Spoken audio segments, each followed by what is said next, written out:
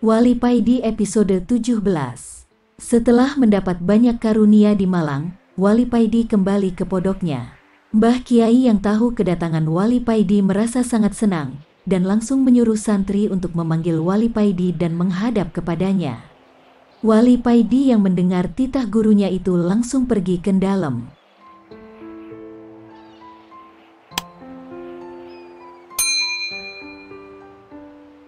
Assalamualaikum, ucap Wali Paidi ketika berada di depan dalam. Waalaikumsalam, jawab Mbah Kiai dari dalam. Wali Paidi maju dan mencium tangan gurunya, tangan yang lembut dan wangi. Ayo duduk, Mbah Kiai mempersilahkan Wali Paidi duduk. Setelah duduk, Wali Paidi melihat wajah gurunya ini. Keyakinan Wali Paidi ini memang beda dengan keyakinan para murid pada umumnya. Kebanyakan para murid tidak berani menatap wajah gurunya ketika menghadap, karena hal tersebut bagi mereka termasuk tindakan yang kurang sopan. Tapi pendapat Wali Paidi lain, dia lebih suka melihat wajah gurunya karena baginya melihat wajah orang soleh adalah ibadah. Dan tentu ada barokah di dalamnya. Keyakinan atau kedua pendapat ini sama benar, tinggal niatnya saja yang perlu ditata. Wali Paidi melihat wajah gurunya ini begitu bersinar dan begitu suci bersih, seakan-akan gurunya ini akan berpergian. Teringat ini, Wali Paidi langsung menangis sesungguhkan.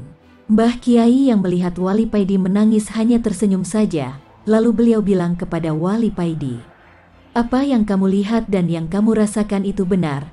Aku memang akan pergi memenuhi panggilan Allah, waktunya sudah dekat, aku sebentar lagi akan meninggalkan dunia ini."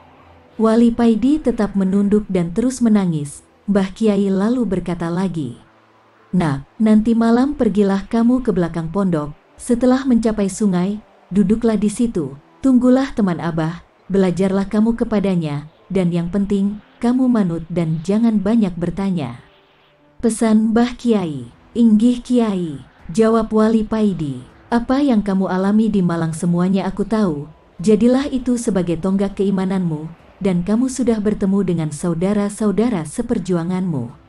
Kelak kalau kamu bertemu mereka kembali, sampaikan salamku kepada mereka." Mbah Kiai lalu berdiri mendekati Wali Paidi, beliau menepuk-nepuk punggung Wali Paidi. "Sekarang kembalilah ke pondok, nanti malam laksanakan apa yang aku perintahkan," ucap Mbah Kiai lalu masuk ke dalam. Setelah Mbah Kiai sudah tidak terlihat, Wali Paidi keluar dari dalam. Walau Mbah Kiai sudah tidak ada, Wali Paidi keluar dalam tetap dengan membungkuk dan berjalan mundur.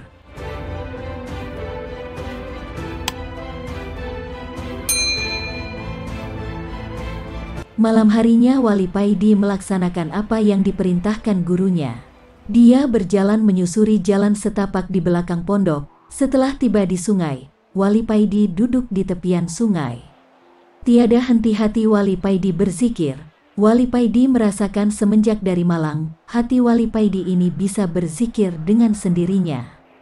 Tidak lama kemudian datanglah sosok yang seumuran dengan Mbah Kiai, mendekati Wali Paidi. Wali Paidi melihat pancaran sinar wajah orang ini sama persis dengan pancaran wajah Mbah Kiai. "Aku teman gurumu, aku adalah Hidir, dan mulai saat ini aku akan mengajarimu," ucap Hidir langsung ke pokoknya.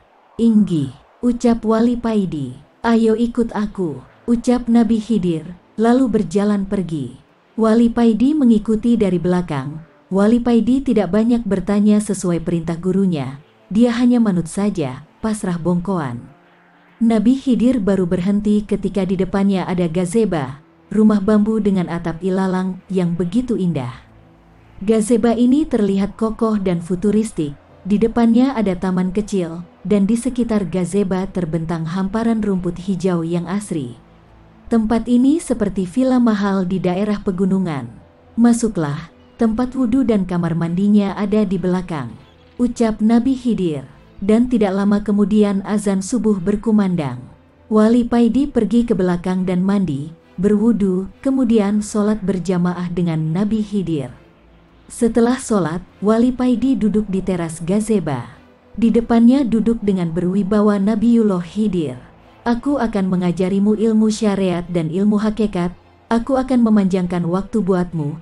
1 hari di dunia sama dengan 1 tahun kamu bersamaku, kata Nabi Khidir. Sejak itu Wali Paidi belajar kepada Nabi Khidir tentang berbagai ilmu, mulai sorof, nahwu, fikih, balaghah, mantik, dan lain-lain. Khusus ilmu tauhid, Nabi Khidir mengajarnya 2 hari, Rabu dan Kamis, sedang ilmu hakikat diajarkan di sela-sela pelajaran ilmu syariat. Untuk ilmu ini tidak terjadwal, mengalir begitu saja.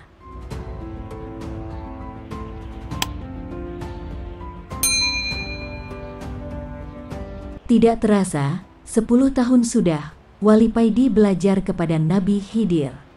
Wali Paidi sekarang sudah menguasai berbagai macam ilmu dan sangat mahir. Sekarang sudah saatnya kamu kembali. Ingat pesanku ini, ilmumu itu tidak dapat kau pamer-pamerkan. Apa yang aku ajarkan, beda dengan apa yang kamu terima di pondok. Ilmu yang aku ajarkan kepadamu hanya akan keluar ketika dibutuhkan. Ilmu itu aku taruh di hatimu, kata Nabi Khidir kepada Wali Paidi, sehabis sholat Isya berjamaah. Inggih, ucap Wali Paidi, nanti kamu jangan kaget, karena waktu yang kamu habiskan di sini selama 10 tahun. Sama dengan 10 hari ketika kamu di pondok, ucap Nabi Khidir. Hari itu juga, Nabi Khidir mengantarkan Wali Paidi ke tempat pertama kali mereka bertemu. Setelah menyampaikan pesan-pesan, Nabi Khidir pergi meninggalkan Wali Paidi. Wali Paidi masuk pondok tepat azan subuh berkumandang. Sejak saat itu, Wali Paidi seakan mempunyai ilmu laduni. Para santri mengira seperti itu karena Wali Paidi hanya pergi 10 hari, tapi setelah kembali ilmunya menjadi begitu luar biasa. Padahal, ilmu yang didapat oleh Wali Paidi diperoleh dengan rajin belajar selama 10 tahun. Tidak lama kemudian Mbah Kiai memang benar-benar pergi meninggalkan dunia ini, menghadap Sang Ilahi. Berita tentang kematian Mbah Kiai tidak begitu menggemparkan, karena Mbah Kiai bukan kiai terkenal.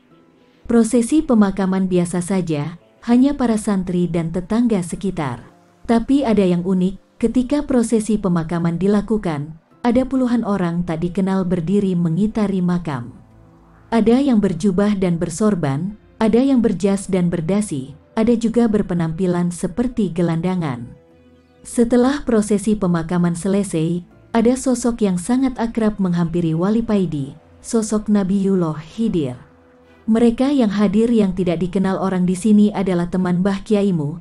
Mereka semua ini waliullah, dan aku bersama mereka telah sepakat menunjuk kamu sebagai ganti dari gurumu, kata Nabi Khidir.